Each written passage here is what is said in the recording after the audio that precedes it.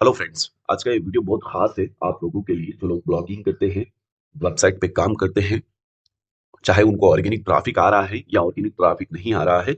उन लोगों के लिए ये वीडियो काफी इंपॉर्टेंट है। इस वीडियो में मैं जो चीजें आज आपको बताने वाला हूं, अगर आज ही से आप वो अप्लाई करना शुरू कर देते हैं तो 2026 में आपको बहुत अच्छा बेनिफिट्स यहाँ पे देखने को मिल जाएगा। बेनिफिट क्यों दिखेगा, कैसे क्या करना है, क्या काम होगा, वो सब चीजें हम स्टेप बाय स्टेप जानेंगे। लेकिन सबसे पहले मैं आपको लाइव रिजल्ट दिखा देता हूँ। यहाँ पर आप देख सकते हैं कि हमारी कोर्स वेबसाइट है जहाँ पे हमने कोर्स बनाया था। बेसिकली इसके होम पेज पर अभी भी हमने कोर्स रख रखा है। जिन लोगों को इनरोल करना है वो यहाँ हमारे वेबसाइट पे, जहाँ पे भी मैं यूट्यूब पे वगैरह प्रमोट करता हूँ, तो वहां पे मैं इसका लिंक डाल देता हूँ। लेकिन जब भी आप कोई सिंगल वेबसाइट बनाते हैं या कोई कोर्स वेबसाइट बनाते हैं तो उसके साथ साथ आपको उसके निश को टारगेट करना होता है। आप खाली मूली एक चीज बनाकर उसको प्रमोट नहीं कर सकते हैं, आपको और भी चीजों पर ध्यान देने की जरूरत है। जैसे हमारा गूगल डिस्कवर का कोर्स है तो इसे कौन खरीदेगा? एक वर्डप्रेस यूजर्स खरीदेगा, जो एडसेंस यूज करता है वो खरीदेगा, जो एडसेंस एलिजिबिलिटी चेक करता है, यानी मेन जो पॉइंट है वो ब्लॉगिंग का यूजर्स यहाँ पे खरीदेगा। तो टारगेट निश हमने चुना है ब्लॉगिंग का, और टारगेट ऑडियंस हमारी है ब्लॉगिंग की। तो ब्लॉगिंग की ऑडियंस और ब्लॉगिंग के निश को चुनने का रीजन ये है ताकि जो भी ऑडियंस हमारी वेबसाइट्स पर आए वो हमारे कोर्स में इनरोल करें और फैक्ट के आधार पर चेक करें। ये एक मेरा माइंडसेट है। तो यहाँ पे अब चीजें क्या हो रही है, सबसे पहले 2025 चल रहा है। 2025 एंड टाइम आने वाला है बहुत जल्द। तो इस वक्त आपको क्या करना है, इस वक्त आपको 2026 को टारगेट करके कंटेंट को ऑप्टिमाइज करना है। सबसे पहले मैं यहाँ पर आपको कुछ लाइव प्रूफ दिखा देता हूँ। जैसे ये 3 आर्टिकल्स, मैं डेली इस पे 3 आर्टिकल्स पब्लिश करता हूँ, तो 3 आर्टिकल्स को छोड़ के देखिएगा आप यहाँ पे। अगर आप देखेंगे बीड एडवर्टाइजर, तो ये मैंने आज ही पब्लिश किया होगा। और अगर हम लोग यहाँ पे देखेंगे ये एड नाउ एड नेटवर्क, तो ये हमने कल पब्लिश किया होगा। तो डेली रेगुलर हमें कंटेंट तो अपलोड करना है, लेकिन कंटेंट को अपडेट भी करना है। सबसे पहले क्या है, मैं यहाँ पे लिखता हूँ 2026, और ये देखिए ये कीवर्ड्स हैं। अगर आप एड नाउ का एड नेटवर्क यूज करना चाहते हैं तो आप गूगल पे 100% सर्च करेंगे AdNow ad network review, है ना। हो सकता है कम वॉल्यूम है, मैं इस चीज को मानता हूँ, लेकिन हमारी वेबसाइट्स भी कोई इतनी बहुत ज्यादा अथॉरिटी की वेबसाइट नहीं है जो हम डायरेक्टली हाईली कॉम्पिटिटिव कीवर्ड्स को टारगेट कर ले। तो यहाँ पे मैंने लिखा AdNow ad network review 2026। लिखने के बाद आप लोग यहाँ पे देखेंगे दूसरे नंबर पर हमारी वेबसाइट शो हो रही है। अगर हम 2026 को हटा दें और यहाँ पे रिव्यू लिखे सिर्फ, तो अब भी आप देखेंगे हमारी वेबसाइट 2 नंबर पे ही शो हो रही है। अगर हम लोग यहाँ पे रिव्यू भी हटा दें और ये लिखेंगे तो मैं भी 3-4 नंबर पे हमारी वेबसाइट शो होगी। अच्छा, कोई एड नेटवर्क नहीं लिखता है एड नाउ रिव्यू इन हिंदी।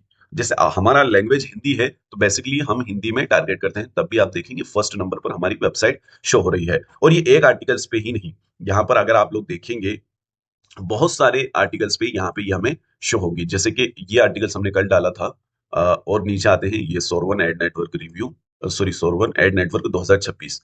यहाँ पर अगर हम लोग टाइप करेंगे ये वाला आर्टिकल्स, सॉरी ये वाला कीवर्ड्स, तो आप देखेंगे फर्स्ट में हमारी वेबसाइट शो हो रही है।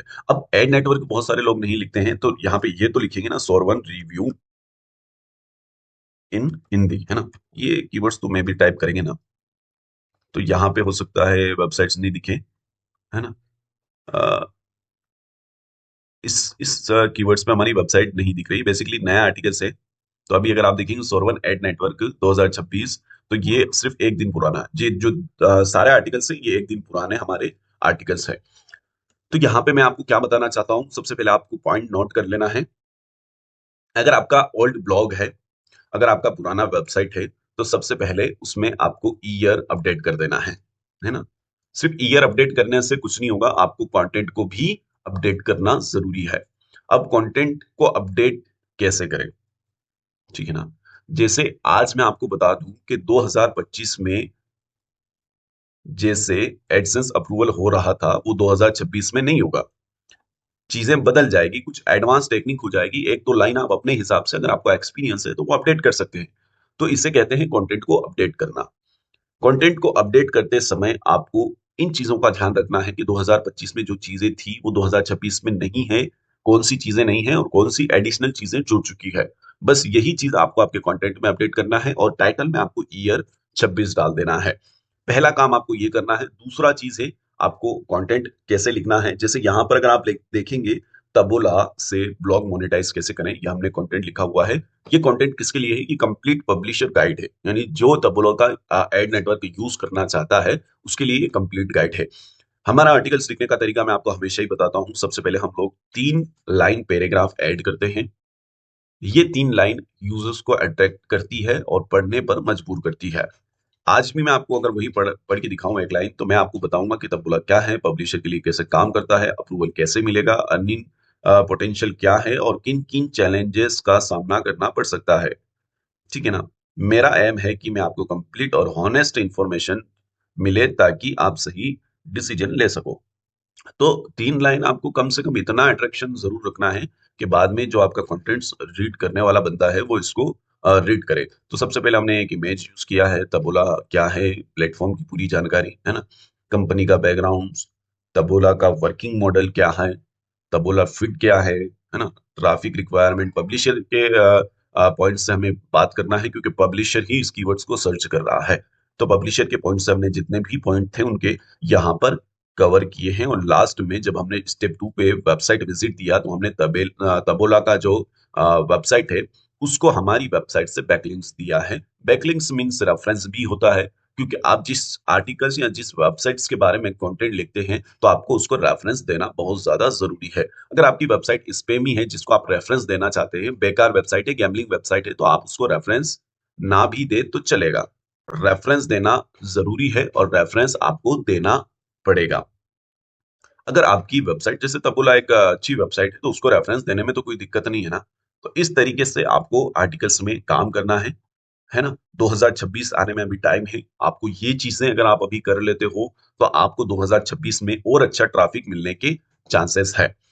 और अभी भी ऐसा नहीं है कि आपका एक दिन कीवर्ड रैंक हो गया तो उसके बाद नहीं होगा। यहाँ पे मैं फिर से इनकॉग्निटो विंडो में आता हूँ। मैंने काफी टाइम पहले आपको बताया था, हमारा एक कीवर्ड्स है Google discover course in Hindi, है ना। Google discover course in Hindi, यहाँ पर आज भी हमारी वेबसाइट रैंक कर रही है। कितने दिन पहले आर्टिकल्स था वो आपको खुद को ही पता है, जब हमने वेबसाइट्स बनाई थी। यहाँ पे गूगल डिस्कवर कोर्स भी अगर हम लोग लिखेंगे तो यहाँ पे भी हम लोग टॉप 10 में रैंक कर रहे हैं, है ना। तो मेरे कहने का ये मतलब है कि ऐसी बात नहीं है कि आज आपका आर्टिकल्स रैंक हुआ तो कल नहीं होगा। अगर आपके कंटेंट में वैल्यू है, आपका कंटेंट इंफॉर्मेटिव है, आपने चेंजेस टाइमली किए हैं, तो आपको ब्लॉगिंग डेट डेट पर नहीं जाना है, आपको चीजें अपडेट करना है और काम करना है। आपको 100% अच्छा रिजल्ट मिलेगा, 101% आपको सक्सेस मिलेगी। बस आपको ब्लॉगिंग में अपडेशन रेगुलर रखना है। ब्लॉगिंग को कचरा टाइप समझ के बिल्कुल बंद नहीं कर देना है। उसमें जो कंटेंट आपने लिखे उसको अपडेट करें, नए कंटेंट आइडियाज लें और नए कंटेंट्स पे काम करें।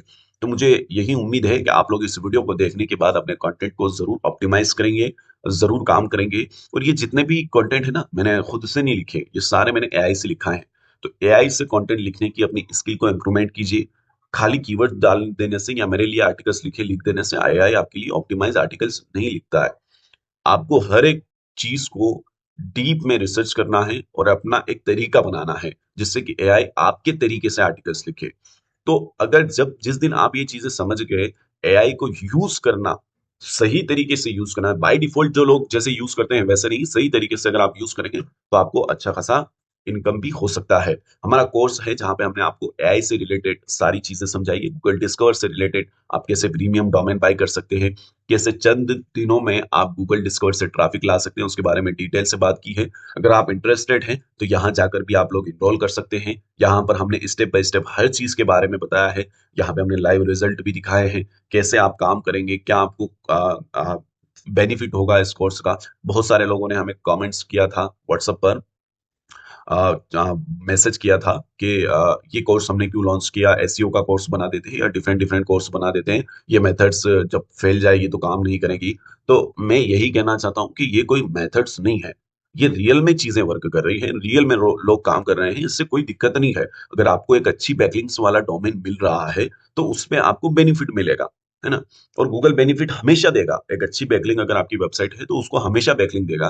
तो मेथड वेथड कुछ नहीं है, ना इससे हमें कोई नुकसान होने वाला है, ना जो लोग ऑलरेडी डिस्कवर पे काम कर रहे हैं उन्हें कोई नुकसान होने वाला है। अगर एक सिंपल यूजर्स काम करेगा तो उसको बेनिफिट जरूर मिलेगा। तो आज का वीडियो यहीं पर एंड करते हैं। मैं उम्मीद करता हूँ आज का वीडियो आपको अच्छा लगा होगा।